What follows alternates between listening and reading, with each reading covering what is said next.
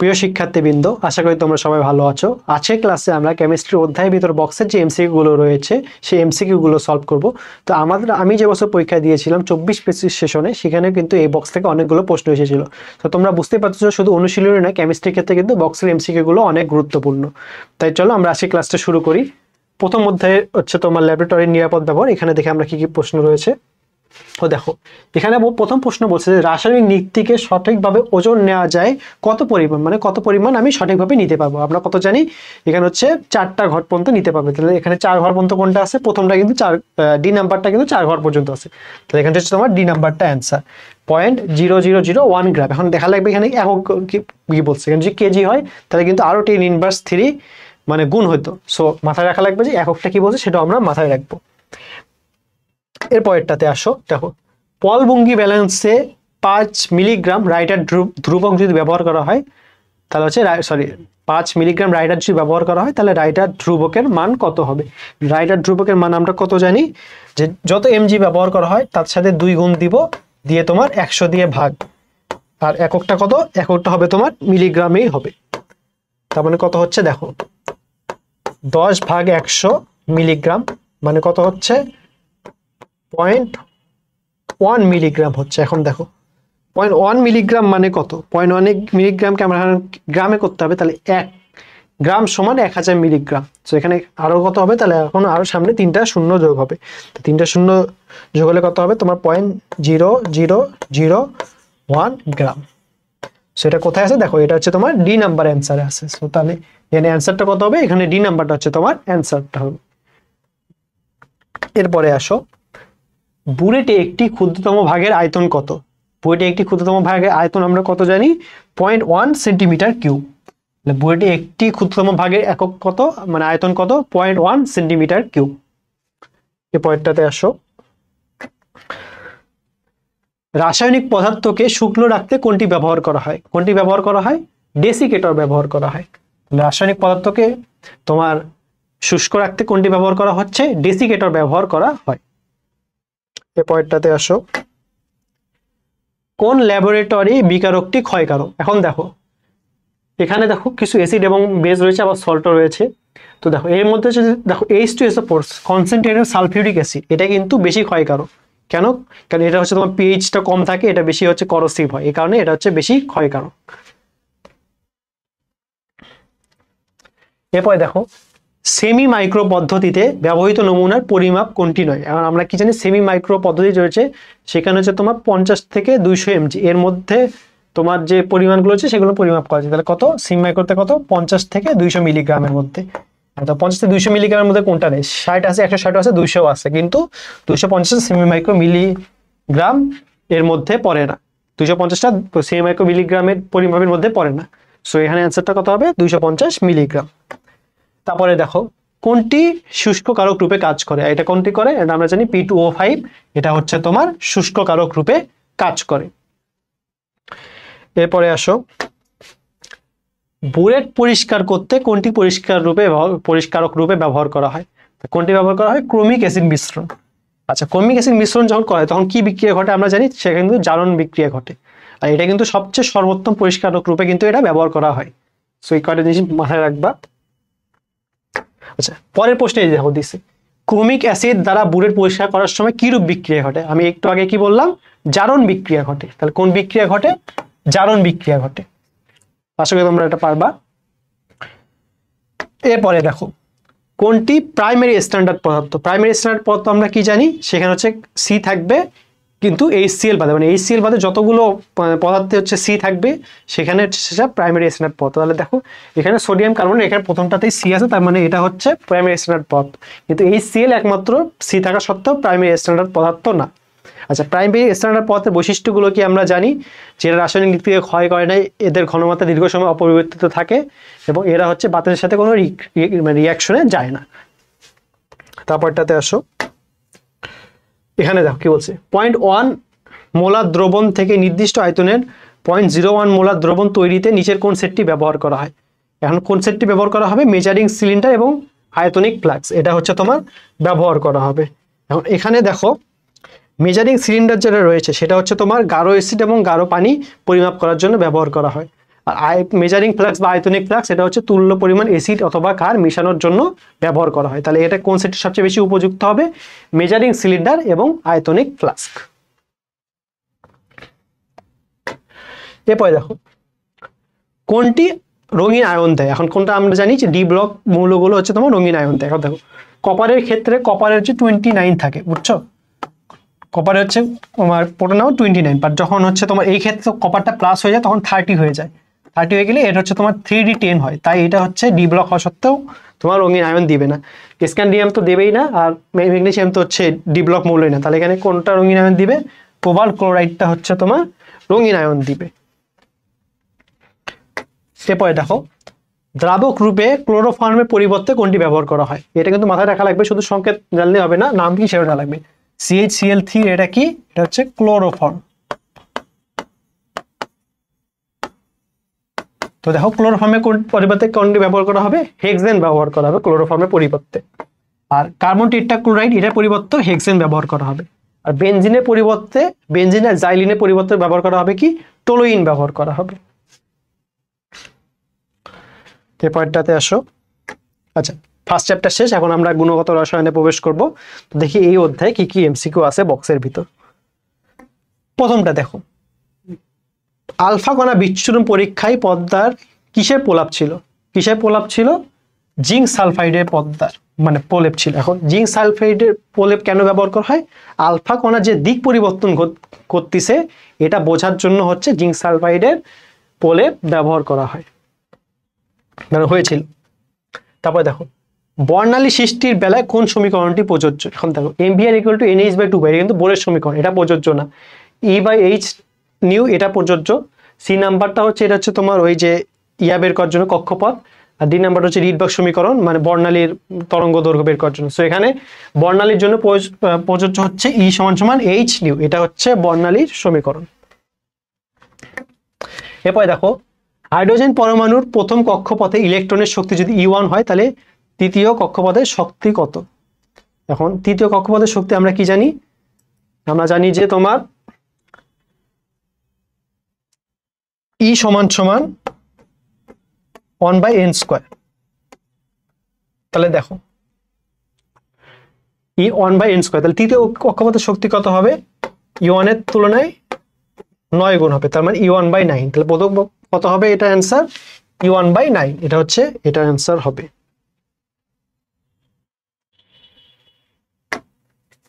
আচ্ছা, ডি ব্রগলির সমীকরণ করে, ডি ব্রগলি সমীকরণটা কি? ল্যামডা = h/mv, এটা হচ্ছে ডি ব্রগলির সমীকরণ।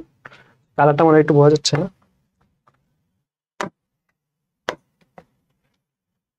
এই পয়েন্টটাতে আসো। নিচের কোনটির ক্ষেত্রে বর্ণালীর বেলায় বোর মতবাদ প্রযোজ্য? বোর মতবাদের ক্ষেত্রে কি একটা শুধুমাত্র প্রোটন থাকতে হবে। হাইড্রোজেনের ক্ষেত্রে একটা প্রোটন, সেটাও বাদ দিয়েছে, এটা হবে না।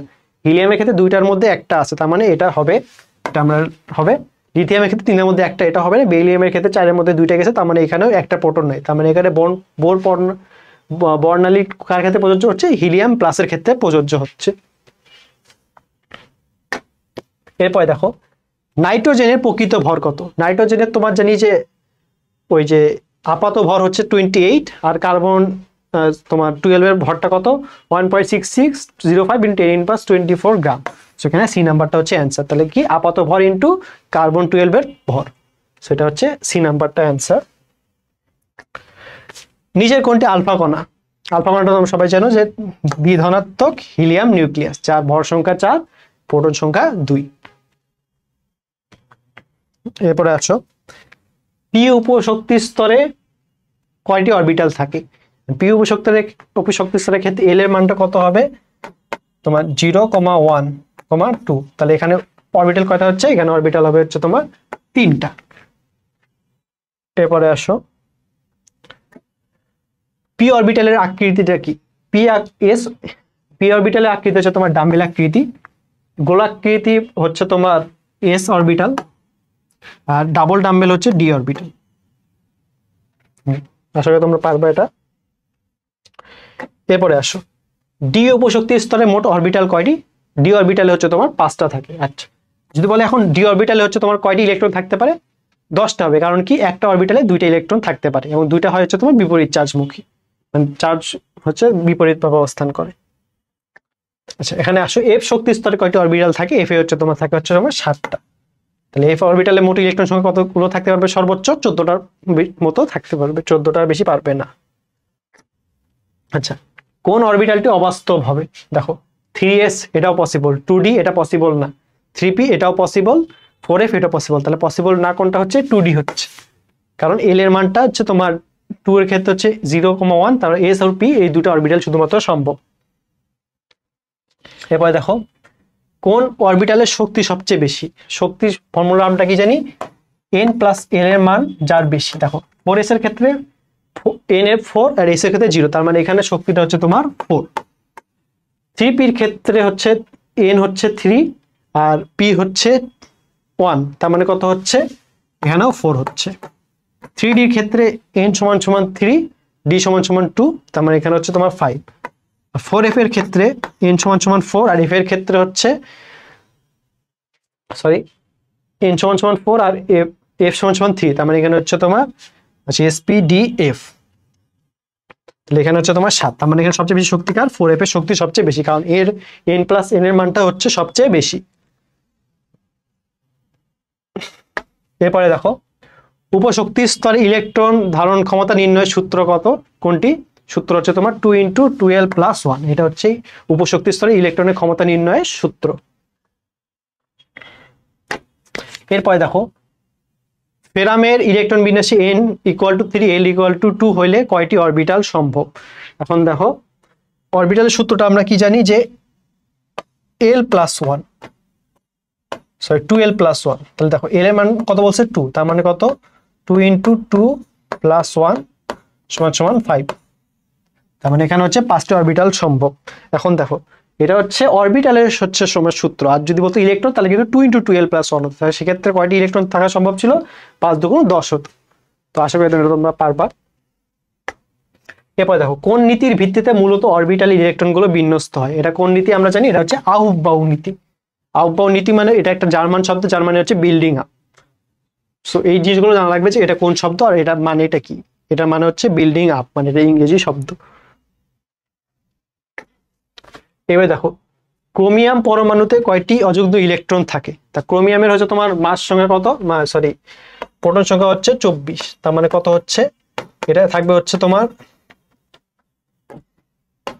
1s2 2s2 2p6 3s2 3p6 4s2। এখন দেখো এখানে করলে কত হয়? দেখো প্রথমটাতে 2p6 পর্যন্ত 10 হচ্ছে, তারপরে 3s2 12, 3d6 এর 18, 4s2 হচ্ছে 20, তাহলে আর বাকি থাকে কতগুলো?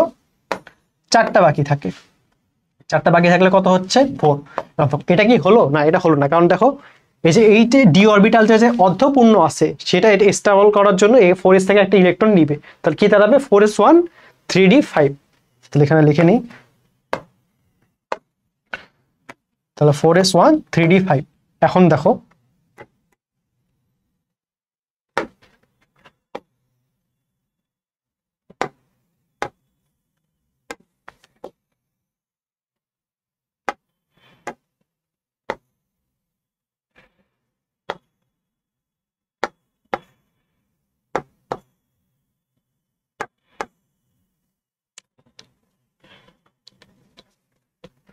দেখো এ কিন্তু তাহলে লাস্ট ডি অরবিটালে কতগুলো ইলেকট্রন থাকতেছে? 5টা থাকতেছে, আর 5টা গুলো দেখো 5টা কিন্তু প্রথমে এইভাবে বিন্যস্ত হবে।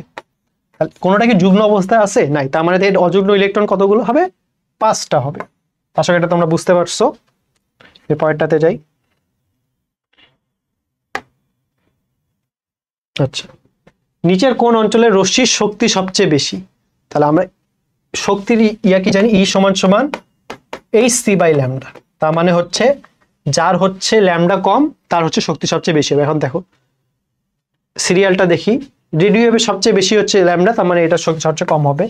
তাহলে শুরু করি, মহাজাগতিক গামা, তারপর হচ্ছে গামা এখানে নাই, তারপর হচ্ছে রঞ্জন এক্স রেও নাই, তারপর হচ্ছে অতিবেগুনি ইউভি আছে, ইউভির পর হচ্ছে আইআর, তারপর ভিজুয়াল। সো এখানে ইউভি শক্তি যেহেতু তরঙ্গদৈর্ঘ্য সবচেয়ে কম, এর শক্তিটা হচ্ছে তোমার সবচেয়ে বেশি। এখন দেখো কোন রশ্মির তরঙ্গ সংখ্যা সবচেয়ে বেশি হয়। তরঙ্গ সংখ্যার ইংরেজি আমরা কি জানি, সরি তরঙ্গ শক্তির ফর্মুলা, তরঙ্গ সংখ্যার ফর্মুলা, তরঙ্গ সংখ্যার ফর্মুলা হচ্ছে 1/λ। 1/λ মানে তাহলে কি হচ্ছে দেখো, যার ল্যামডাটা কম তারই তো তরঙ্গ শক্তি বেশি হবে। তাহলে এখানেও দেখো রেড রে, এখানে রেড রে মানে একটু কনফিউজ হতে পারো, রেড রে মানে হচ্ছে তোমার ওই যে তোমার ভিজুয়াল রে এর মধ্যে একটা রেড রে। তা দেখো মহাজাগতিক, তারপর হচ্ছে গামা, তারপর হচ্ছে রঞ্জন, এক্স রেটা আসটা, মানে এখানে এক্স এর তরঙ্গ সংখ্যা সবচেয়ে বেশি। সেটা পারবা তোমরা। এবার দেখো কোন রশ্মির যদি তরঙ্গ দৈর্ঘ্য 820 ন্যানোমিটার হয় তাহলে ওই রশ্মির শক্তি কত হবে। তাহলে আমরা দেখি ই সমান সমান আমরা কি জানি, hc/λ। তাহলে আমরা এখন সব বসাই।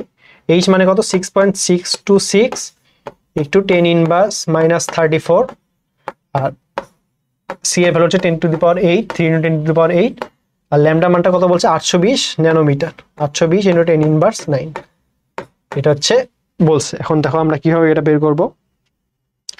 আমরা আগে 10 এর জিনিসগুলোকে আগে ইয়া করব। তাহলে দেখো 6.626 × 10⁻⁻34, আর এখানে হচ্ছে তোমার 10⁸ আছে, তার মানে এখানে +8। আরটাতে দেখো 820 কে যদি আমি এখানে দশমিক নিয়ে আসি তাহলে কিন্তু আলটিমেটলি কত হচ্ছে,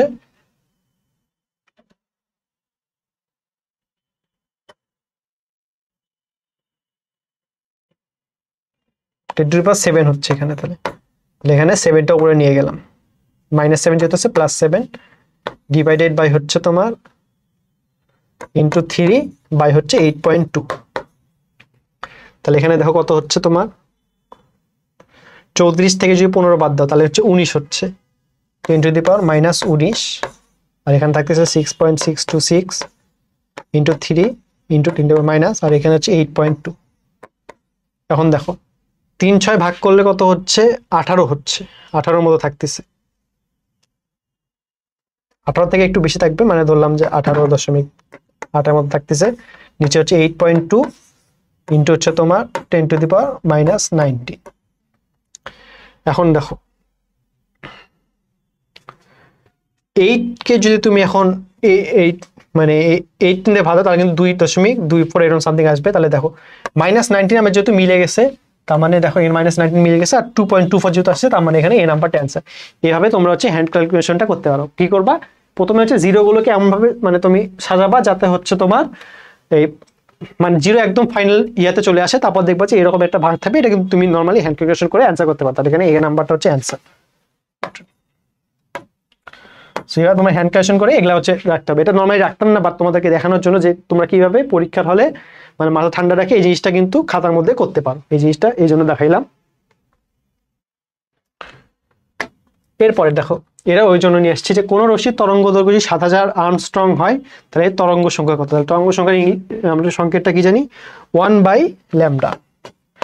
তাহলে এখানে দৈর্ঘ্য কত বলছে, 1/7000 ইন্টু আর্মস্ট্রং মানে 10⁻10।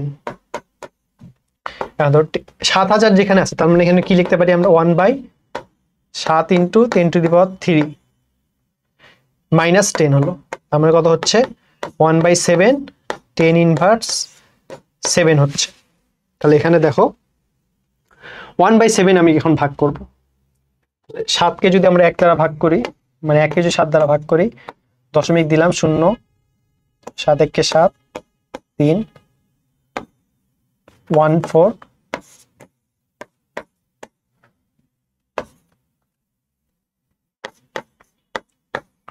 দেখো 0.142 আসছে। তাহলে মানে এরকম দাঁড়াচ্ছে যে জিনিসটা 0.142 ইন্টু 10⁻⁻7। এখন দেখো এখানে আছে তোমার সেন্টিমিটারে করছে, ন্যানোমিটার করছে, আর হচ্ছে মিলিমিটারে করছে। এখন দেখো 0.143,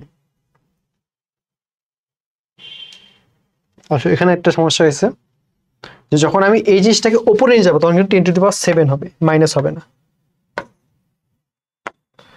তাহলে দেখো এখন এটা দ্বারা আমরা বুঝতে পারছি যে আমরা যেহেতু মাইনাস যেহেতু নাই সেখানে এই জিনিসটা শুরুতেই বাদ, এটাও বাদ, এটাও বাদ, এখানে একটা অপশন আছে। এখন দেখো এই জিনিসটাকে আমরা কিভাবে এখন এই ফরম্যাটে নিয়ে আসবো, 14.28। দেখো 0.14 আছে না, এখানে যদি আমি দশমিকটা এই দুই দিক ঘুরে নিয়ে যাই তাহলে কিন্তু এখানে 10 টু দি পাওয়ার তোমার হচ্ছে মানে এদিকে 10 টু দি পাওয়ার হচ্ছে কত হচ্ছে 7 আছে, তো এখানে 10 টু দি পাওয়ার 5 হয়ে যাবে। সেটা কি কোনো ভুল হলো?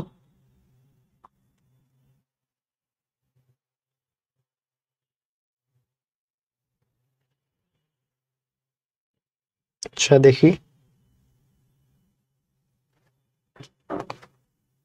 না ঠিক আছে।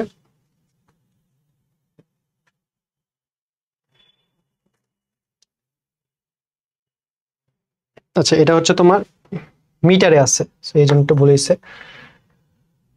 তো দেখো এটাকে আমরা কি করব, 14.28 into 10 to the power 7, 10 to the power 7 না, তো 10 টু দি পাওয়ার হচ্ছে 5 মিটার হবে।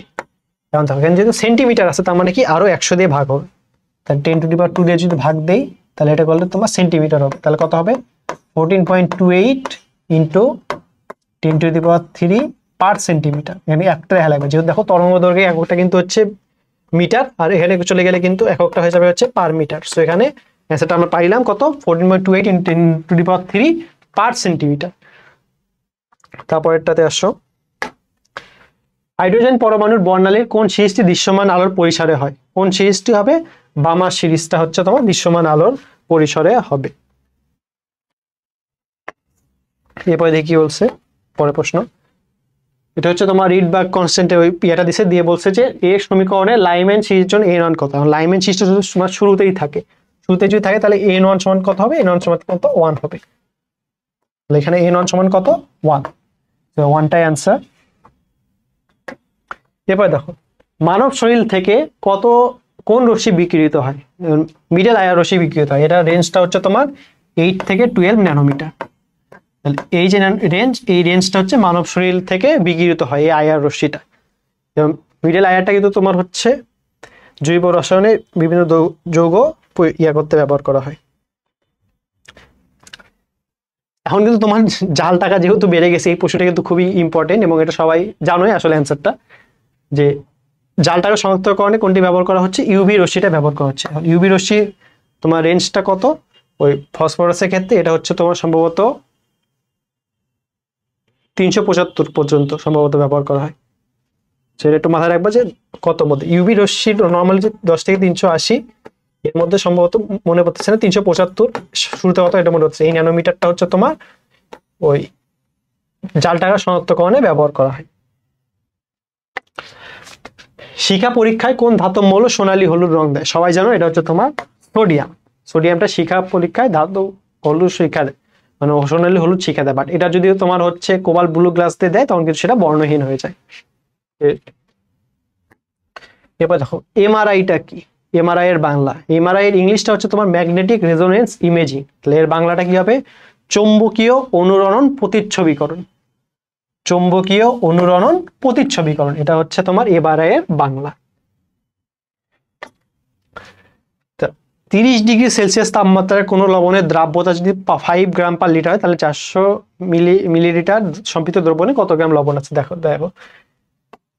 1 লিটার মানে কত, 1000 ml আছে হচ্ছে তোমার 5 গ্রাম। 1000 ml আছে হচ্ছে তোমার 5 গ্রাম। তাহলে 1 ml কত আছে, 5/1000 গ্রাম।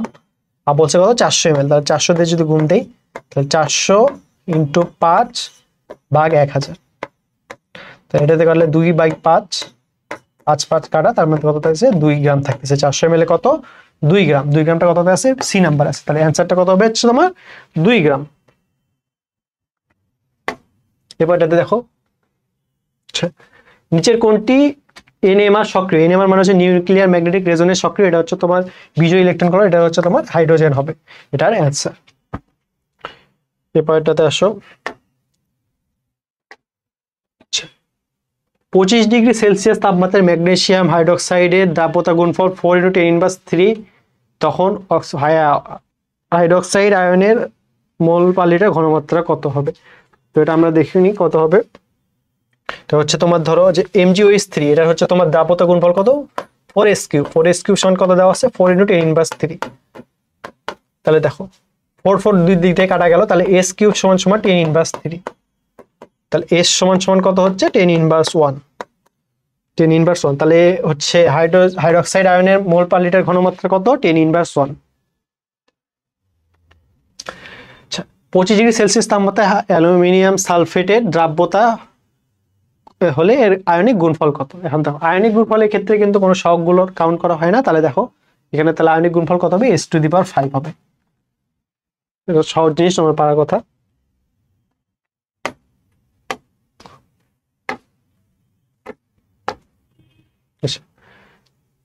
দেখো এই যে দ্রাব্যটা আছে এইটার দ্রাব্যতা গুণফল কত? এখন এটাকে আমার ভাঙায় লিখতে হবে। সিলভার অক্সাইড, এটা ভাঙলে হবে হচ্ছে তোমার Ag2+ আর 2C2O4-। আর বলছে যে দ্রাব্যতা গুণফলটা কত হবে? দ্রাব্যতা গুণফলটা আমরা দেখতে পাচ্ছি যেহেতু এখানে 1 মোল আর এখানে 2 মোল আছে, তার মানে দ্রাব্যতা গুণফল হবে 4S3। আর যদি বলতো আয়নিক গুণফল হতো তোমার S3। এরপরে দেখো নিচের কোনটি অধঃক্ষেপণের শর্ত? অধঃক্ষেপণের শর্ত হচ্ছে তোমার ionic product will be greater than the solubility product. তাহলে কত হবে তোমার? KIP is greater than KSP। দেখো নিচের সমীকরণ মতে AB এর KIP কোনটি হবে? প্রথমটাই দেখতে পাচ্ছ যে এখানে যেহেতু কোনো হচ্ছে তোমার সহগ দেওয়া নেই, তার মানে এখানে প্রথমটা হচ্ছে তোমার KIP হবে, A×B। এরপরে আসো A2B3 এর ক্ষেত্রে দ্রাব্যতা S হলে এর KSP কত? KSP ক্ষেত্রে আমরা জানি সহগগুলো নিতে হয়, তাহলে এখানে KSP কত হবে? যেহেতু A2B3 মানে কত হচ্ছে তোমার? A2B3 মানে হচ্ছে 2A3+ আর 3B2-। তাহলে এর KSP-টা কত হচ্ছে? 2Q। এর KSP কত হচ্ছে? আমরা জানি কত? 108S⁵ হচ্ছে সবগুলো কোএফিসিয়েন্টগুলো গুণ করে। এরপরে দেখো ক্যালসিয়াম ফ্লোরাইডের দ্রাব্যতা 0.0002 মোল পার লিটার হলে এর KSP কত? দেখো ক্যালসিয়াম ফ্লোরাইড মানে কত? এর KSP হচ্ছে 4S3। বলে 4S3 সমান কত হচ্ছে? 4 × 0.0002 কিউব। তাহলে দেখো এটা মানে কত আমরা জানি, এটা মানে হচ্ছে তোমার 2 × 10^4। তাহলে 4 × 2 × 10^4 এর উপর কিউব, তোমার কত যাচ্ছে? 4 × 8 × 10^12 হচ্ছে। 4 × 8 মানে কত? 32 × 10^12। এখন দেখো এই যে এই জিনিসটা আছে এটা কিন্তু এটা সেম, এটাকে যে 32কে যদি আমরা 8 নিই তাহলে কিন্তু 3.2 × 10^11 হবে। সো এখানে অ্যান্সারটা হচ্ছে তোমার বি নাম্বারটা হচ্ছে অ্যান্সার। জাস্ট খালি সূত্রের মধ্যে ইয়াটা বসাই দিছি, দিয়ে করছি আমরা। সমআয়ন প্রভাব কোনটিতে দেখা যায়? আমরা কোনটাতে জানি? H2S এবং HCl এর তোমার সমআয়ন প্রভাবটা দেখা যায়। এরপরে আসো X ধাতুটি শিখা পরীক্ষায় যদি সোনালী হলুদ বর্ণ দেখায় তাহলে এর আয়নের শনাক্তকারী বিকারক কোনটা? তাহলে কোন আয়নটি সোনালী হলুদ বর্ণ দেখায় শিখা পরীক্ষায়? সোডিয়াম। তাহলে সোডিয়াম ক্ষেত্রে হচ্ছে কোন বিকারকটি ব্যবহার করা হয়? K2H2Sb2O7 এই বিকারকটা ব্যবহার করা হয় হচ্ছে তোমার সোডিয়াম শনাক্ত করার ক্ষেত্রে। নিচের এই আয়নটি কোনটি হবে? একটা ফর্মুলা দিছে যে দেখো FeCN6K4 মানে পটাশিয়াম ফেরোসায়ানাইডের ক্ষেত্রে সাদা পদক্ষেপ দেখো। পটাশিয়াম ফেরোসায়ানাইডের ক্ষেত্রে সাদা পদক্ষেপ আমরা দেয় কোনটা জানি? জিঙ্ক দেয় হচ্ছে সাদা পদক্ষেপ। সো এটা অ্যান্সারটা কি হবে? জিঙ্ক। আচ্ছা, ক্রোমাটোগ্রাফির মাধ্যম বা দশা কোনটা? একটা স্থির দশা, একটা হচ্ছে তোমার চলন দশা। তার মানে এখানে দশা কয়টা? দুইটা দশা। ক্রোমাটোগ্রাফির ক্ষেত্রে দুইটা দশা, স্থির দশা আর চলন দশা। পেপার ক্রোমাটোগ্রাফিতে RF এর কোন মানটি যুক্তিযুক্ত? পেপার ক্রোমাটোগ্রাফিতে RF এর মানের ক্ষেত্রে হচ্ছে তোমার 0 থেকে 1 এর মধ্যে থাকবে।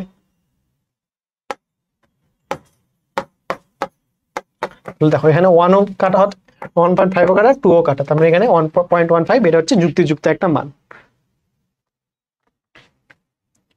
এরপরে আসো চ্যাপ্টার 3 তে আমরা চলে আসছি মৌলের পর্যাবৃত্ত ধর্ম এবং রাসায়নিক বন্ধন। এই চ্যাপ্টারটা সব মানে যদি এই ফার্স্ট পেপারে মানে গুরুত্ব বিবেচনা করো এই চ্যাপ্টারটা কিন্তু সবচেয়ে গুরুত্বপূর্ণ। দেখি এই চ্যাপ্টারে কি কি দিছে। 2016 সাল পর্যন্ত আবিষ্কৃত ইউপ্যাক সংস্থা কর্তৃক অনুমোদিত মৌলের সংখ্যা কত? এটা সবাই জানো কত? 118টি। এটা কারো কনফিউশন নেই। এস ব্লক মৌলের সংখ্যা কত? এস ব্লক মৌলের সংখ্যা হচ্ছে তোমার 14টা। পি ব্লক কত? পি ব্লক হচ্ছে 36, ডি ব্লক হচ্ছে তোমার 41 এবং এফ ব্লক হচ্ছে 27। কোন ব্লকে কয়টা মৌল এটা কিন্তু অনেকবার পরীক্ষায় আসছে, সো এটা মাথায় রাখবা সবাই। এই পয়টাতে দেখো পি ব্লক বলতে, তাহলে পি ব্লকটা বললাম কত? পি ব্লক হচ্ছে তোমার 36। এরপরে দেখি এখানে আবার সেম প্রশ্ন দিচ্ছে যে এস ব্লক এবং পি ব্লকের ক্ষেত্রে মৌলের ক্রম সংখ্যা কত? এটা হচ্ছে তোমার 14,36। এটা হচ্ছে এস ব্লক এবং পি ব্লকের মৌলের ক্রম সংখ্যা। এরপরটাতে আসো, এরপরে আবার দেখো দিছে ডি ব্লক মৌলের সংখ্যা কত? ডি ব্লক মৌল কত? 41। তো দেখো আমরা এতক্ষণ পর্যন্ত যতগুলো এমসিকিউ মানে তোমার বক্সে এমসিকিউ গুলো সলভ করলাম, দেখলে বেশিরভাগ কিন্তু ইজি। সো এই জিনিসগুলো কিন্তু প্যানিক খাওয়া যাবে না। এবং তোমরা যে ভাবো যে কেমিস্ট্রির ক্ষেত্রে অনেক কঠিন প্রশ্ন দেয়, না, কেমিস্ট্রির ক্ষেত্রে যে 25টা আছে এর মধ্যে তোমার মোটামুটি 15টা খুবই সহজ প্রশ্ন দেয়, এবং সহজ প্রশ্নগুলো শুধু তোমরা অ্যান্সার করবে, তাহলে দেখবে কনফিডেন্স পেলে তোমাদের যে কঠিন প্রশ্নগুলো থাকে সেটা কিন্তু তোমরা সহজে ঠান্ডা মাথায় করতে পারবা। তো আসো এর পরেরটাতে আমরা যাই।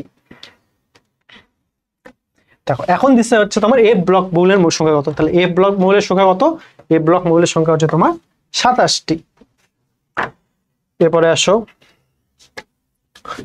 কোনটি নিচের কোনগুলো হচ্ছে অপধাতু? তাহলে অপধাতু কোনগুলো দেখো, সোডিয়াম তো ধাতু, এটা তো বাদ, ম্যাগনেসিয়াম ধাতু বাদ, এখানে এফি ধাতু এটাও বাদ। তার মানে প্রথমটা হচ্ছে অ্যান্সার সিলিকন, জার্মেনিয়াম, আর্সেনিক। এর সাথে কি আছে? বোরন, তারপর বোরনও আছে, তো টেলুরিয়াম আছে। আচ্ছা এবার দেখো অপধাতুর সংখ্যা কতটি? অপধাতুর সংখ্যাটা হচ্ছে তোমার 6টি। সংকেতগুলো লিখে দেয়, B, SI, germanium, tellurium, arsenic, stibium. এই 6টা হচ্ছে তোমার অপধাতু। এই 6টা কিন্তু মাস্ট মনে রাখা লাগবে, কারণ এমসিকিউ কিন্তু যে কোনো মতে দিয়ে দিতে পারে যে কোনটি ধাতু। অর্থাৎ দেখা যাচ্ছে তোমার হয়তো এই 3টা দিল, দিয়ে হচ্ছে তোমার ধরো তোমার ওই ইয়া ব্লক মূল্যগুলো দিল, কি বলে, ল্যাথেনাইট, অ্যাক্টিনাইট দিল, ওইগুলো কিন্তু তোমার মাথায় রাখতে পারবে না। সো তোমরা এই যে তোমার 6টা অপধাতু আছে এগুলো মাস্ট মনে রাখবা সংকেত সহ।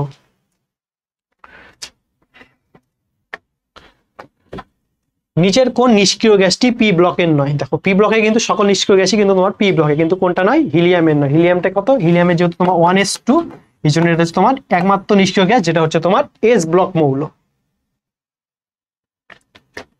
এরপরে দেখো 39 ইট্রিয়ামের পর্যায় সারণীতে পর্যায় ও গ্রুপ সংখ্যা কত হবে? এটা করার জন্য আমরা যে ফর্মুলাটা ব্যবহার করে ওটা লিখে নেই, যে ধরো যে 2, 8, 18, 36, 54, 86, 114।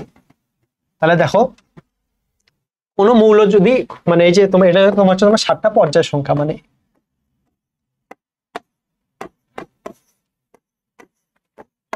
তাহলে আমাদের দেখতে হবে যে যে মৌলের সংখ্যা বলছে তোমার প্রোটন সংখ্যা বা পারমাণবিক সংখ্যা, সেটা কোন রেঞ্জের মধ্যে আছে। দেখো যে রেঞ্জের মধ্যে আছে মানে যে রেঞ্জের থেকে কম সেই মৌল বসে। আর দেখো 39টা কিন্তু আছে 54 আর 36-এর মাঝে, মানে 54 থেকে কম, তার মানে এর পর্যায় সংখ্যাটা হবে হচ্ছে তোমার 5। তাহলে এর পর্যায় সংখ্যাটা হবে তোমার কত? 5। আর গ্রুপ সংখ্যা আমরা কিভাবে বের করব? গ্রুপ সংখ্যা হচ্ছে তোমার যে ওই মৌলের পারমাণবিক সংখ্যা আছে সেটার সাথে আগের পর্যায় সংখ্যাটা আমরা বিয়োগ করব। আগের পর্যায় সংখ্যা কত হচ্ছে তোমার 36। তাহলে 36 করলে তার গ্রুপ সংখ্যা কত হবে? তার গ্রুপ সংখ্যা হবে হচ্ছে তোমার 3। তাহলে হচ্ছে তার পর্যায় সংখ্যা 3 আর গ্রুপ সংখ্যা হচ্ছে 3। সেটা তোমার কোনো কনফিউশন থাকার কথা নাই। এরপরে দেখো বিজোড় ইলেকট্রন সংখ্যার কোন ক্রমটি সঠিক? তো এই জিনিসটা তোমরা আসলে বুঝতে পারো না জিনিসটা কেমন করে আসছে, তাহলে তোমাদেরকে দেখাই। দেখো ম্যাঙ্গানিজের ক্ষেত্রে হচ্ছে তোমার পারমাণবিক সংখ্যা হচ্ছে 25। তাহলে ম্যাঙ্গানিজের ক্ষেত্রে কত? 25। তো 25-এর ক্ষেত্রে কত হবে? তোমার আর্গনটা যদি ধরি 18 বন্ধ ধরি, তারপরে দেখো 4s2 আগে আসবে। 4s2 আসলে কিন্তু তার অটোমেটিক 2টা পূরণ হয়ে গেল, আর তাহলে 5টা থাকে, তার মানে 3d5। এটা হলো হচ্ছে তোমার ম্যাঙ্গানিজের ক্ষেত্রে। তারপরে আসো এখানে কি বলছে? ফেরাস বলছে, Fe26 বলছে। এখানে দেখো এখানে আর্গনটা আমি নিলাম, আর্গনটা নিয়ে 4s2 আর 3d6, এটা হচ্ছে তোমার আয়রনের ক্ষেত্রে। তারপর হচ্ছে ক্রোমিয়ামের কত? 24। ক্রোমিয়ার ক্ষেত্রে কত হবে? আর্গন হবে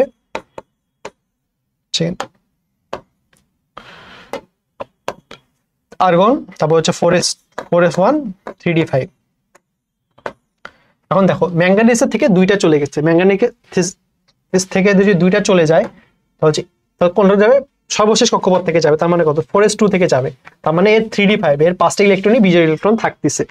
তারপরে দেখো এফির ক্ষেত্রে যদি তোমার হচ্ছে তোমার কত বলছে, দুইটা ইলেকট্রন চলে গেছে, তাহলে দেখো দুইটা ইলেকট্রন যদি চলে যায় তার মানে এর 3d6 থাকতেছে। ঠিক সেম ভাবে ক্রোমিয়ামের ক্ষেত্রে যদি তিনটা ইলেকট্রন চলে যায় তাহলে দেখো 4s থেকে একটা যাবে আর 3d5 থেকে দুইটা যাবে, তার মানে এটা তো গেলই, এর সাথে আরো দুইটা চলে যাবে। এখন দেখো তাহলে বিজোড় ইলেকট্রন কত, দেখো ম্যাঙ্গানিজের ক্ষেত্রে কিন্তু 5টাই থাকতেছে, তাহলে ম্যাঙ্গানিজের ক্ষেত্রে কত হচ্ছে 5। আর দেখো আয়রনের ক্ষেত্রে থাকতেছে হচ্ছে 6টা। এখন 6টা মানে কি, 6টা মানে হচ্ছে দেখাই,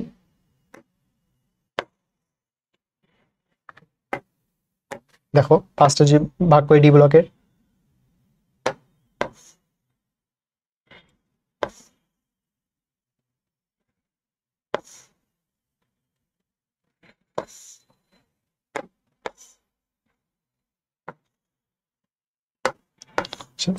যাই হোক দেখো 6টা যদি হয় এরকম, তাহলে আয়রনের ক্ষেত্রে বিজোড় ইলেকট্রন কয়টা থাকতেছে, শুধুমাত্র 4টা থাকতেছে। কেন 4টা থাকছে আমরা বুঝতে পারছি, কারণ দেখো একটা কিন্তু ডাবল অবস্থা আছে, তার মানে বিজোড় অবস্থা থাকতেছে 4টা, তা আয়রনের ক্ষেত্রে থাকতেছে তোমার 4টা। দেখো ক্রোমিয়ামের ক্ষেত্রে দেখো এস ব্লক থেকে তো গেছেই, ডি ব্লক থেকে দুইটা গেছে, তার মানে এখানে বিজোড় ইলেকট্রন থাকতেছে 3টা।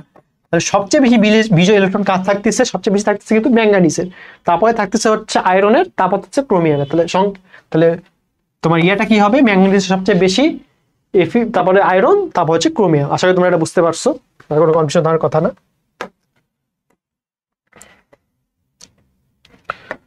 এরপরে দেখো নিচের কোন দুইটি মৌল অষ্টক সম্প্রসারণ করে, অষ্টক সম্প্রসারণ করে কোনগুলো, সিলিকন আর ফসফরাস, এটা হচ্ছে অষ্টক আর করে অষ্টক সম্প্রসারণ করে, কারণ কি এদের হচ্ছে তোমার ফাঁকা ডি ব্লক মৌল থাকে। এরপর দেখো নিচের কোনটি আয়ন রঙিন যৌগ গঠন করে, রঙিন যৌগ গঠন করবে কোনটা, যেগুলো ডি ব্লক মৌলে অর্ধপূর্ণ ইলেকট্রন থাকে। স্ক্যান্ডিয়ামে অর্ধপূর্ণ নাই, ম্যাগনেসিয়াম তো এস ব্লক মৌল, জিঙ্কেরও মানে পূর্ণ থাকে, আর নিকেলের ক্ষেত্রে অর্ধপূর্ণ যেহেতু থাকে তার মানে নিকেলটা হচ্ছে তোমার রঙিন যৌগ গঠন করবে। এরপরে দেখো নিচের কোনটির আকার সবচেয়ে ছোট, দেখো সোডিয়াম এটা কিন্তু দ্বিতীয় পর্যায়, ম্যাগনেসিয়াম দ্বিতীয় পর্যায়, ক্যালসিয়ামও তৃতীয় পর্যায়। সো এখানে বেরিলিয়ামটা যেহেতু প্রথম পর্যায়ে মূল্যের সবচেয়ে আকার সবচেয়ে ছোট হবে, এটা হচ্ছে সহজ হিসাব, মানে সহজে বের করার জন্য সবচেয়ে আকার করতে ছোট। আচ্ছা এরপরে দেখো Fe6 4- আয়নে কেন্দ্রীয় পরমাণু কোন ধরনের সংকরণ ঘটে, যেহেতু হচ্ছে তোমার এই তোমার সন্নিবেশ সংখ্যা 6, তার মানে কত হবে D2sp3, এটা হচ্ছে এর তোমার ইয়া হবে সংকরণ হবে। তাহলে D2sp3 কোথায় আছে, ডি নাম্বারে আছে, তাহলে অ্যান্সারটা কত হবে D2sp3। এরপরে দেখো নিচের কোনটির আকার সবচেয়ে ছোট, এখন দেখো এই জিনিসটা কিন্তু সেম পর্যায়ের মৌল, মানে সেম হচ্ছে তোমার হ্যাঁ সেম পর্যায়ের মৌল। সেম পর্যায়ে তুমি যখন বাম থেকে ডানে যাবা তখন ইলেকট্রন সংখ্যাগুলো হচ্ছে তোমার বাড়বে। ইলেকট্রন সংখ্যা বাড়া মানে কি, তারা হচ্ছে মানে ওই ইলেকট্রনগুলো নিউক্লিয়াস থেকে পুরো আকৃষ্ট হবে, এই জন্য আকারগুলো বাম থেকে ডানের দিকে ছোট হতে থাকবে। দেখো লিথিয়াম সবচেয়ে বামে আসে, তার মানে এটা বড়, তারপরে আসে হচ্ছে তোমার, তারপরে কিছুক্ষণ পরে আসে হচ্ছে কার্বন, তাহলে এটা আকারটা একটু কমবে, তারপরে আসে হচ্ছে নাইট্রোজেন, এটাও কমবে, অক্সিজেনের ক্ষেত্রে একদম কমে যাবে, কারণ এটা সবার ডানে আছে এই পর্যায়ের ক্ষেত্রে। সো এখানে সবচেয়ে আকার ছোটটা কত হবে, অক্সিজেনের আকারটা হবে তোমার সবচেয়ে ছোট। এরপরে দেখো কোনটি ইলেকট্রন আসক্তির মান হচ্ছে সর্বনিম্ন, তো দেখো এখানে হচ্ছে তোমার এ নাম্বার, বি নাম্বার আর ডি নাম্বার, এরা কিন্তু তোমার হচ্ছে দ্বিতীয় ব্লকের মৌল, বাট ক্যালসিয়ামটা হচ্ছে দ্বিতীয় পর্যায়ের মৌল, আর ক্যালসিয়ামটা হচ্ছে তোমার তৃতীয় পর্যায়ের মৌল। তাহলে পর্যায় সূত্র অনুযায়ী তোমার ওপর থেকে নিচে যায়, তাহলে ইলেকট্রন আসক্তির মানটা কিন্তু কমবে, তাহলে এখানে সবচেয়ে ইলেকট্রন আসক্তির মান সর্বনিম্ন কার, ক্যালসিয়ামের। তো আশা করি তুমি পারবা এটা। এখন দেখো জেনন ডাইফ্লোরাইডের ক্ষেত্রে কোন প্রকারের সংকরণ ঘটে, যেটা এটার ক্ষেত্রে কথা হচ্ছে তোমার sp3d, আর যদি বলতো জেনন টেট্রাফ্লোরাইড তাহলে ঘটতে হচ্ছে তোমার sp3d2, আর যদি বলতো জেনন হেক্সাফ্লোরাইড তাহলে কত হবে sp3d3। তোমাদের ভুল আর করার দরকার, মানে আশা করি এটা দেখার পর আর কোনো ভুল হবে না। সো এই তিনটা মাথায় রাখবে, সবাই কি করে যে ভাবে যে যেহেতু 2 আছে সন্নিবেশ সংখ্যা, এখানে আমি sp দেখাই দিই, sp কিন্তু হবে না, sp3d হবে। এরপর দেখো নিচের কোনটি অধিক সমযোজী? ফাজারের নিয়ম অনুযায়ী ক্যাটায়নের আকার যত ছোট আর অ্যানায়নের আকার যত বড় হবে তো সেটা তত সমযোজী বৈশিষ্ট্য হয়। দেখো এখানে ক্যাটায়ন অ্যানায়নটা কিন্তু সেম হবে, তার মানে ক্যাটায়নের আকার যা ছোট তার হচ্ছে তোমার সমযোজী বৈশিষ্ট্যটা বেশি হবে। তাহলে লিথিয়ামের যেহেতু ক্যাটায়নের আকারটা সবচেয়ে ছোট, সো এখানে লিথিয়াম ক্লোরাইডটা হচ্ছে সবচেয়ে বেশি সমযোজী বৈশিষ্ট্যের অধিকারী হবে। এরপরে দেখো নিচের কোনটি হচ্ছে অপোলার যৌগ? দেখো এটা হচ্ছে কার্বন টেট্রাক্লোরাইড, এটা হচ্ছে তোমার অপোলার যৌগ। এখানে বাকি তিনটাতে কিন্তু পোলার যৌগ, কারণ এদের মধ্যে তোমার তড়িৎ-ঋণাত্মকতার পার্থক্য কিন্তু 1 মানে বেশি, মানে 0.5 থেকে 1.9 এর মধ্যে। এই জন্য এগুলো হচ্ছে পোলার যৌগ, বাট কার্বন টেট্রাক্লোরাইড এটা হচ্ছে অপোলার যৌগ। এরপর আসো কোনটি রাসায়নিক বৈশিষ্ট্য? রাসায়নিক বৈশিষ্ট্যটা কি? অম্লত্ব হচ্ছে রাসায়নিক বৈশিষ্ট্য, অম্লত্ব ক্ষারত্ব হচ্ছে রাসায়নিক বৈশিষ্ট্য। রাসায়নিক বৈশিষ্ট্য কি? মানে যেটা হচ্ছে তোমার বাহ্যিক বুঝতে পারতেছে না, বাট যখন কেমিক্যাল বিক্রিয়াগুলো দেখা যাচ্ছে তখন এটার অস্তিত্ব অনুভব করা যাচ্ছে। দেখো ঘনত্ব কিন্তু দেখা যাচ্ছে, দ্রাব্যতাও মানে দেখা যায়, গণনা করতে চোখেই দেখা যায়, বাট অম্লত্ব ক্ষারত্ব এটা কিন্তু যখন তুমি শুধুমাত্র রিয়াকশন করে তখন কিন্তু দেখতে পারবা। সো রাসায়নিক বৈশিষ্ট্যটা কি? অম্লত্ব হচ্ছে তোমার রাসায়নিক বৈশিষ্ট্য। কারণ দেখো কোনটি হাইপো অ্যাসিড? হাইপো মানে হচ্ছে তোমার ওই কেন্দ্রীয় পরমাণুর হচ্ছে তোমার জনসংখ্যা +1 হবে। তাহলে দেখো এখানে দেখো H3PO3 এখানে জনসংখ্যা কত? +3। H3PO2 এখানে 1, H3PO4 এখানে 5, আর HPO3 এখানেও 5। যেখানে 1 কোথায় আছে? H3PO2 এখানে। তাহলে যার হাইপো অ্যাসিড কোনটা হবে? H3PO2। তো এখন আমরা 4th চ্যাপ্টারে চলে আসলাম, রাসায়নিক পরিবর্তন। আর দুটো চ্যাপ্টার বাকি আছে, সবাই একটু ধৈর্য ধরে ক্লাসটা করো, ইনশাল্লাহ তোমাদের আর এই ক্লাসটা করলে আর কোনো সমস্যা থাকবে না। তো আসো চলে আসি আমরা 4th চ্যাপ্টারে। দেখো আন্তর্জাতিকভাবে রসায়নবিদে অনুমোদিত সব সবুজ রসায়নের নীতি কয়টি? কতটি? আমরা জানি হচ্ছে তোমার 12টি নীতি রয়েছে। আর মানে রসায়নবিদ্যা হচ্ছে সবুজ রসায়নের নীতি তোমার গ্রহণ করেছে। এরপরে দেখো বিক্রিয়ার হারের একক কি? বিক্রিয়ার হারের একক আমরা কি জানি? মোল পার লিটার পার সেকেন্ড। কোথায় আছে? দেখো মোল পার লিটার পার সেকেন্ড হচ্ছে তোমার সি নাম্বার অপশন আছে, তার মানে অ্যান্সারটা কি হবে?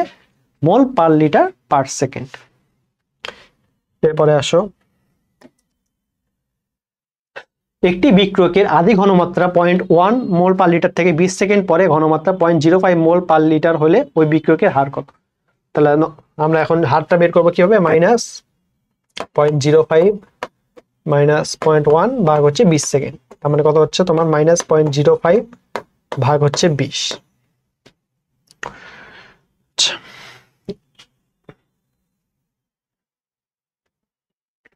তাহলে এখানে দেখো 0.5 থেকে এখানে শূন্যটা নিয়ে যায়, তাহলে এখানে 100 দিয়ে গুণ হচ্ছে। আর 100 মানে কত? এখানে 2 দিয়ে গুণ করি তাহলে 2 × 10⁻3, তার মানে কত হচ্ছে? 5/2 × 10⁻³ হচ্ছে উপরে নিয়ে গেলে। তাহলে 5/2 মানে কত হচ্ছে? 2.5 × 10⁻³ হচ্ছে মোল তোমার 10⁻³ মোল পার লিটার পার সেকেন্ড।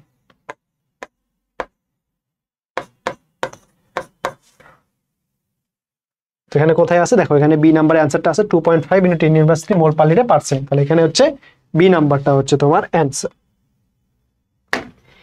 বিক্রিয়কের ঘনমাত্রা যদি বৃদ্ধি করা হয় তাহলে সাম্যাবস্থা কোন দিকে যাবে? ধরো যে A + B C + D, তো এই দিকেরটা হচ্ছে A + B টা হচ্ছে তোমার সরি আমি তো ভুলে ভেক্টর চিহ্ন দিয়ে ফেলছি।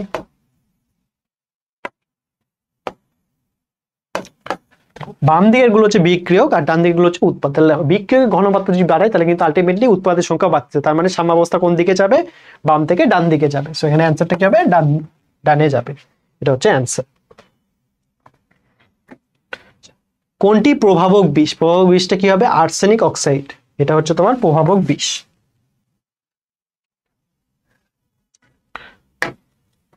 কোনটি সাম্যাবস্থার বৈশিষ্ট্য নয়? দেখো সাম্যের স্থায়িত্ব এটা একটা বৈশিষ্ট্য, উভয় দিকে সুগম্যতা এটা একটা বৈশিষ্ট্য, বিক্রিয়ার হার এটা বৈশিষ্ট্য না, বিক্রিয়া অসম্পূর্ণ এটা একটা বৈশিষ্ট্য। আর একটা বৈশিষ্ট্যটা কি?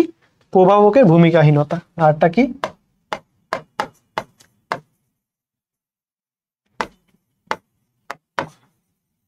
প্রভাবকের ভূমিকাহীনতা, মানে প্রভাবক কোনো ভূমিকা রাখে না। তো এখানে বিক্রিয়ার হারটা কোনো সাম্যের বৈশিষ্ট্য না। 4 নম্বর বৈশিষ্ট্য হচ্ছে এটা। আশা করি তোমরা পারবা এটার পর থেকে। তারপরে দেখো নিচের কোন বিক্রিয়ার সাম্যাবস্থায় কেপি এবং কেসি এর মান সমান হবে? কেপিপিএসসির মান কখন সমান হবে, যখন হচ্ছে তোমার ডেল এন এর মান ওটা 0 হবে। তাহলে দেখো প্রথম ক্ষেত্রে দেখো ডেল এন এর মানটা কিন্তু 1 হচ্ছে, কারণ 2 - 1 1 থাকতেছে। পরেরটার ক্ষেত্রে দেখো -1 হচ্ছে, কারণ কি এদিকে 2 আছে উৎপাদে আর বিক্রয়কে আছে 3, আর এইদিকেও দেখো -2 হচ্ছে, কারণ উৎপাদে আছে হচ্ছে তোমার 2 আর বিক্রয়কে আছে হচ্ছে 4। 4 নম্বরে দেখো ডেল এন সমান সমান কিন্তু তোমার 0 হচ্ছে। সো এখানে কেপি এবং কেসি হচ্ছে তোমার সমান হবে, H2 + I2 সমান সমান 2HI এই ক্ষেত্রে। এরপরে দেখো নিচের বিক্রিয়ায় কেপি এবং কেসির মধ্যে সম্পর্ক কোনটি। তো এখানে একটা তোমার রিয়াকশন দিচ্ছে, আমরা কি জানি কেপি সমান কেসি আর টি ডেল এন, কেপি সমান কেসি আর টি ডেল এন। তো দেখো ডেল এনটা কত, এখানে দেখো এখানে আছে 4, এখানে আছে হচ্ছে তোমার 2, তাহলে ডেল এন হচ্ছে -2। তোমার কেসি সমান হচ্ছে কেসি আর টি ইনভার্স 2। তো কেসি আর টি ইনভার্স 2 এটা কত নাম্বারে আছে, দেখো KP equal to KC R T inverse 2, এটা হচ্ছে তোমার বি নাম্বারে আছে, তাহলে এখানে হচ্ছে তোমার বি নাম্বারটা হচ্ছে অ্যান্সার। এরপর দেখো a + b = 3D সমীকরণ মতে বিক্রিয়া কেপি এবং কেসি সম্পর্ক কি হবে। এখানে আমরা লিখি যে কেপি সমান কেসি আর টি ডেল এন। এখন ডেল এনটা কত, দেখো এখানে আছে 3, এখানে আছে হচ্ছে তোমার 2, তার মানে কত হবে ডেল এন সমান 1, তার মানে কেপি সমান কি হচ্ছে কেসি আর টি হচ্ছে। তাহলে এখানে কোনটা অ্যান্সার হবে, এখানে হচ্ছে এ নাম্বারটা অ্যান্সার হবে।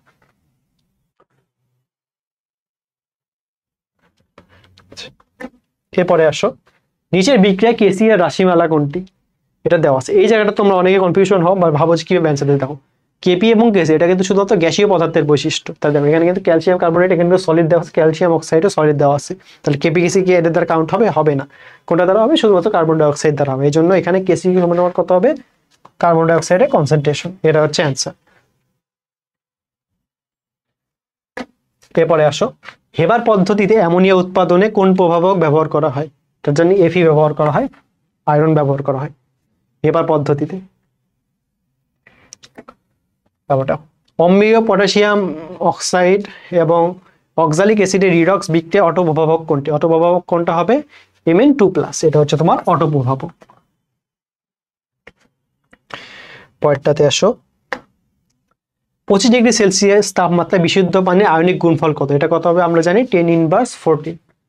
তো দেখছো এখন বলতে আমরা যতগুলো এমসিকিউ সলভ করলাম মানে এই বক্স থেকে অনেকগুলো, সবগুলো কিন্তু প্রায় সহজ, 2-1টা বাদে। সো এই জিনিসগুলো আসলে তোমরা অনেক কঠিন মনে করে সলভ করতে চাও না, বাট আমাদের সময় কিন্তু আমরা দেখছি এখান থেকে অনেকগুলো প্রশ্ন হুবহু কমন আসছে মেডিকেল পরীক্ষায়। তো তোমরা বুঝতে পারছো কতটা গুরুত্বপূর্ণ এই বক্সের এমসিকিউ গুলো। তারপরে আসো নিচের কোন অ্যাসিডটি সবচেয়ে বেশি তীব্র অ্যাসিড হবে, যেটা হচ্ছে তোমার কেন্দ্রীয় মূল্যে জারণ সংখ্যা সবচেয়ে বেশি, সেটা সবচেয়ে বেশি তীব্র অ্যাসিড হবে। তো দেখো এই ক্ষেত্রে হচ্ছে H2SiO3, এখানে হচ্ছে তোমার জারণ সংখ্যা হচ্ছে তোমার 6 হবে, +6। H2SO4 এখানে হচ্ছে তোমার +6, HClO4 এখানে হচ্ছে +7, আর HIO4 এখানে 7। এখন দেখো দুটার ক্ষেত্রে সেম আছে, এখন দুটা যদি সেম থাকে সেক্ষেত্রে দেখা লাগবে যে কেন্দ্রীয় পরমাণুর আকার যা ছোট সেটা হচ্ছে সবচেয়ে বেশি তীব্র, তাহলে এখানে সবচেয়ে বেশি তীব্র কত হবে HClO4, এটা হচ্ছে তোমার অ্যান্সার। এখানে আবার দেখো নিচের কোনটি অধিক তীব্র অ্যাসিড, তার একটা জিনিস মাথায় রাখা, যদি HClO4 থাকে তার মানে এটাই সবসময় তীব্র অ্যাসিড হবে, অন্য কোনো অ্যাসিড আসার কোনো প্রশ্নই ওঠে না। সো আসলে এটা পারবা। এরপরে আসো নিচের কোনটি দুর্বলতম অ্যাসিড, এখন দুর্বলতম অ্যাসিড মানে কোনটা হবে, তাহলে যার তোমার জারণ সংখ্যা কম সেটাই হচ্ছে দুর্বল অ্যাসিড। তাহলে HMnO4 এখানে হচ্ছে তোমার +7, H2SO4 এখানে +6, HClO4 এটা 7, আর HNO3 এটা হচ্ছে +5। তাহলে দুর্বলতম অ্যাসিড কোনটা হচ্ছে HNO3, নাইট্রিক অ্যাসিডটা হচ্ছে তোমার এখানে দুর্বলতম অ্যাসিড। এখন নিচের কোনটি হচ্ছে তোমার অম্লক্ষারক যুগল, অম্লক্ষারক যুগল কোনটা, এই যে H2O H3O+। তার মানে দেখো H2O যখন হচ্ছে তোমার অ্যাসিড হিসেবে কাজ করে তখন কিন্তু তখন H3O+, মানে একটা হাইড্রোজেন দান করে এরকম হয়ে যায়, এই জন্য এটা হচ্ছে আমার অম্লক্ষারক যুগল। বাট অন্যগুলোতে দেখো দুইটা মৌল কিন্তু আলাদা, সো ওটা অম্লক্ষারক যুগল হবে না। এরপরে দেখো নিচের কোন পিএইচ মানে দ্রবণটিতে হাইড্রোজেন আয়নের ঘনমাত্রা সবচেয়ে বেশি, পিএইচ যত কম হবে মনে রাখবা সেখানে হাইড্রোজেন আয়নের ঘনমাত্রা সবচেয়ে বেশি, তাহলে এখানে সবচেয়ে বেশি কোনটাতে হবে 2.3 পিএইচ এর ক্ষেত্রে H+ আয়নের ঘনমাত্রা সবচেয়ে বেশি হবে। আচ্ছা অ্যালুমিনিয়াম অক্সাইডের অম্লত্ব কত, এটা সবাই জানো, এটা হচ্ছে তোমার 6 হবে। যদিও কোনো একটা জায়গায় বই হয়তো প্লাস 2 দেওয়া আছে, 2 হবে না। অ্যালুমিনিয়াম অক্সাইডের জারণ সংখ্যা হবে, অম্লত্ব হবে হচ্ছে তোমার 6। H3PO2 এর ক্ষারকত্ব কত? H3PO2 এর ক্ষারকত্ব হচ্ছে 1। আর দুইটা লিখে দিই। H3PO3 এর ক্ষারকত্ব হচ্ছে তোমার 2, আর H3PO4 এটার হচ্ছে ক্ষারকত্ব হচ্ছে, এটা ক্ষারকত্ব হচ্ছে তোমার 3। আশা করি এটা আর ভুল হবে না তোমাদের। এরপরে আসো 0.05 মোলার H2SO4 এর পিএইচ কত? আমরা এখন পিএইচটা করা দেখবো। দেখো হাইড্রোজেন মানে সালফিউরিক অ্যাসিডের ক্ষেত্রে হাইড্রোজেন দুটো থাকে, তার মানে এর হচ্ছে H পার কনসেন্ট্রেশন কত হবে? এর H পার কনসেন্ট্রেশন হবে হচ্ছে তোমার 0.05 ইন্টু 2, মানে কত হবে 0.1। তাহলে পিএইচ সমান সমান আমরা কি জানি? Minus log H plus concentration, তাহলে কত হচ্ছে তোমার মাইনাস লগ 0.1, তার মানে কত হবে? এখানে হচ্ছে তোমার 1 হবে। তাহলে এখানে এর পিএইচটা কত হচ্ছে? 1 হবে। এরপরে আসো, এই জিনিসটা তোমরা হয়তো ভাবতে পারো যে আমরা ক্যালকুলেটর ছাড়া কিভাবে করবো, বাট আজকে দেখাবো এটা ক্যালকুলেটর ছাড়া কিভাবে অ্যাপ্রক্সিমেট মানটা হিসাব করে যায়। দেখো এখানে বলছে OH দ্রবণের ঘনমাত্রা কত? 3.4 × 10⁻1 হলে পিএইচটা কত? এখন দেখো এখানে কত ঘনমাত্রা বলছে? 3.4 × 10⁻1। 10⁻1 মানে আমরা কি জানি? আলটিমেটলি কিন্তু এখানে আমরা 0.34 লিখতেই পারতেছি। তাহলে দেখো OH-টাকে তুমি যে পিএইচ এর জায়গায় মানে H প্লাস জায়গায় চিন্তা করো, তাহলে দেখো H প্লাস যে 0.34 হইতো, তার মানে কি? তার ঘনমাত্রা কত? 0.1 এর থেকে কম। 0.1 এর থেকে কম মানে কি? তার পিএইচটা কত হবে? 1 এর থেকে কম হবে, মানে পয়েন্ট সামথিং হবে। তার OH এর ক্ষেত্রে আমরা সিম্পলি কল্পনা যদি করি যে 0.34 মানে কি? OH এর ক্ষেত্রে হচ্ছে তোমার পিএইচটা হচ্ছে তোমার 13 থেকে একটু বেশি হবে, কারণ 0.1 হলে সেটা হচ্ছে 13 হইতো। তাহলে 13 থেকে যদি একটু বেশি হয়, সামান্য বেশি একটাই আছে 13 থেকে বেশি, সেটা হচ্ছে 13.53। সেটা তোমরা আমরা ক্যালকুলেটর ছাড়া কিন্তু হিসাব করতে পারছি। অনেকে কি করো যে কিভাবে এটা আসছে না বুঝে শুধুমাত্র মুখস্থ করে দেয়, মুখস্থ করার কতদিন মনে রাখবা। বাট এই তোমরা যদি জিনিসটা বোঝো যে 0.1 এর থেকে যদি এটা কম বেশি হয়, মানে 0.1 এর থেকে যদি বেশি হয়, তার মানে এটা হচ্ছে তোমার এখানে এটা বেশি হবে। এটা এইভাবে মনে রাখবা। আচ্ছা, নিচের কোনটি উভধর্মী? উভধর্মী মানে সেটা এসিড দানও মানে H প্লাস দানও করতে পারবে, OH প্লাস গ্রহণ করতে পারবে। অ্যামোনিয়াম পারবে না। বাইকার্বনেট দেখো এটা গ্রহণ করে হচ্ছে কার্বনিক অ্যাসিড হইতে পারবে, আবার হচ্ছে CO3 2- হতে পারবে। তার মানে এখানে উভধর্মী হচ্ছে এই CO3- বাইকার্বনেট। আচ্ছা, 0.005 মোলার দ্বিক্ষারকীয় সবল অ্যাসিডের পিএইচ কত? দেখো এখানে যদি তুমি 2 দিয়ে গুণ করো তাহলে কিন্তু 0.01 আসতেছে, তার মানে আলটিমেটলি এর পিএইচ কত হবে? 2 হবে পিএইচ। এটা নিয়ে কারো কনফিউশন থাকার কথা না। এই পয়েন্টটাতে আসো, সেম প্রশ্ন। 0.005 মোলার H2SO4 এর পিএইচ কত হবে? এর পিএইচ হবে হচ্ছে তোমার 2। এই পয়েন্টটাতে আসি। 25 ডিগ্রি সেলসিয়াস তাপমাত্রায় বিশুদ্ধ পানির পিএইচ কত? বিশুদ্ধ পানির পিএইচ কত হবে? 25 ডিগ্রি সেলসিয়াস তাপমাত্রায় 7 হবে। আর যদি তোমার তাপমাত্রা আস্তে আস্তে বাড়ে, তখন কিন্তু পিএইচ গুলো আস্তে আস্তে কমতে থাকবে, অ্যাসিডিক হতে থাকবে। মানুষের রক্তের স্বাভাবিক পিএইচ কত? মানুষের রক্তের স্বাভাবিক পিএইচ হচ্ছে তোমার 7.4। আর মানুষের রক্তের পিএইচ গুলো কোন বাফার সিস্টেম মানে করে তোমার নিয়ন্ত্রণ করে? Bicarbonate buffer system.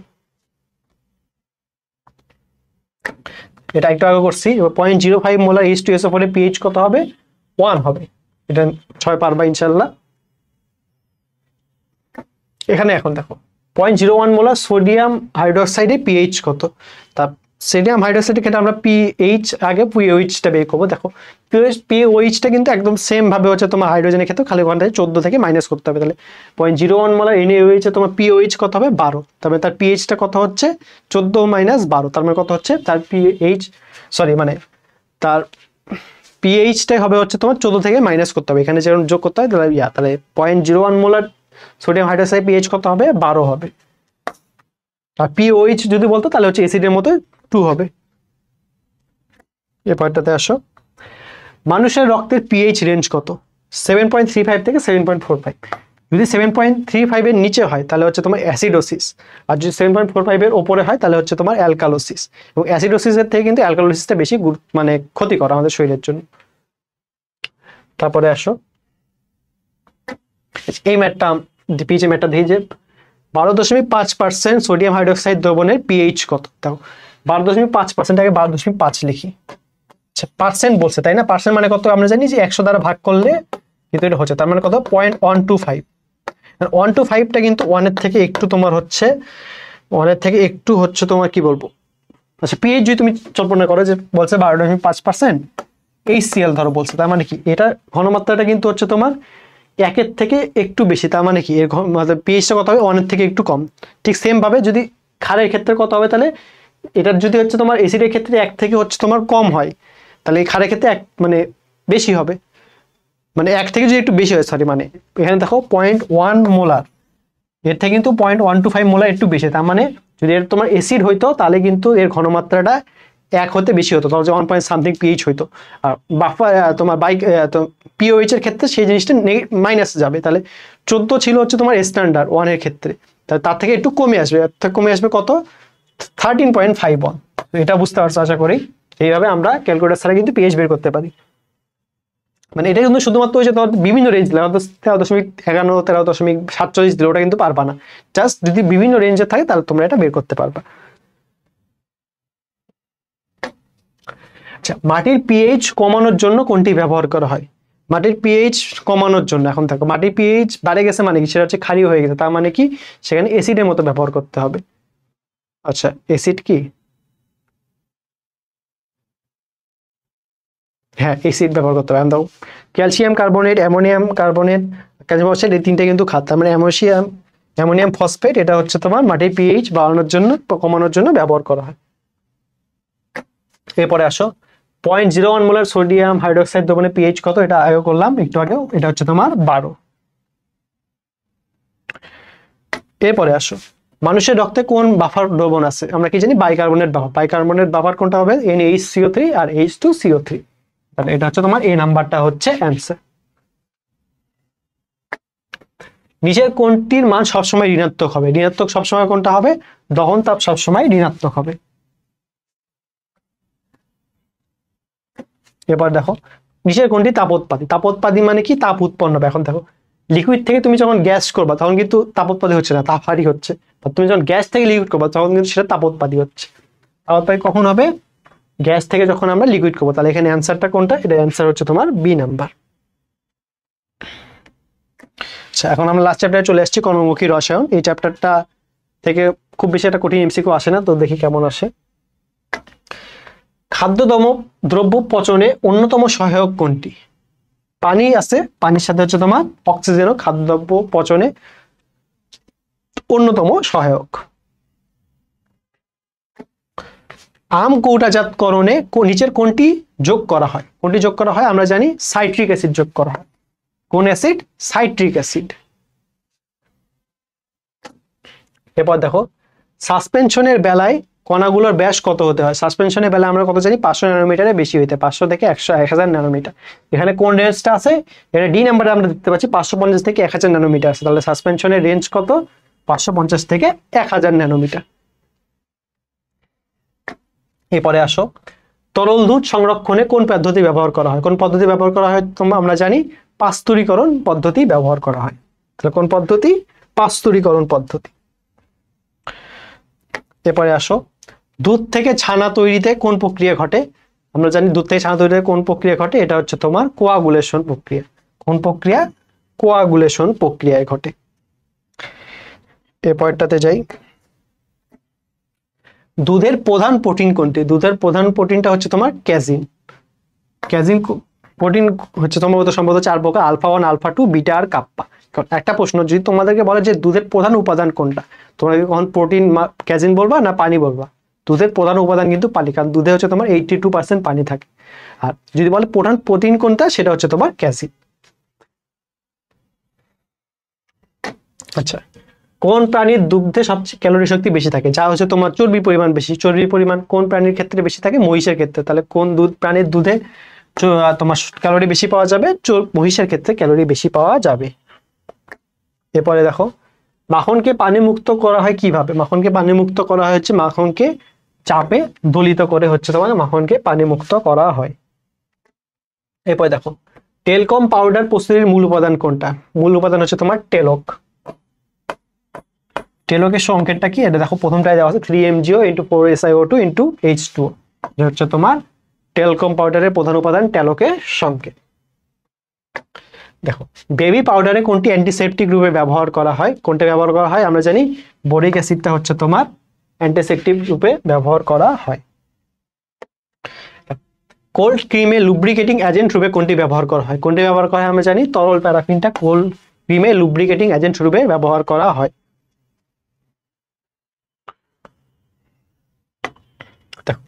মেহেদি রঙের কারণটা কি, মেহেদির যে তোমার রংটা পাওয়া যায় হলুদ রং, এই রঙের কারণটা কি লেসন, লেসনের কারণে হচ্ছে তোমার মেহেদির রং রঙিন হয়ে যায়।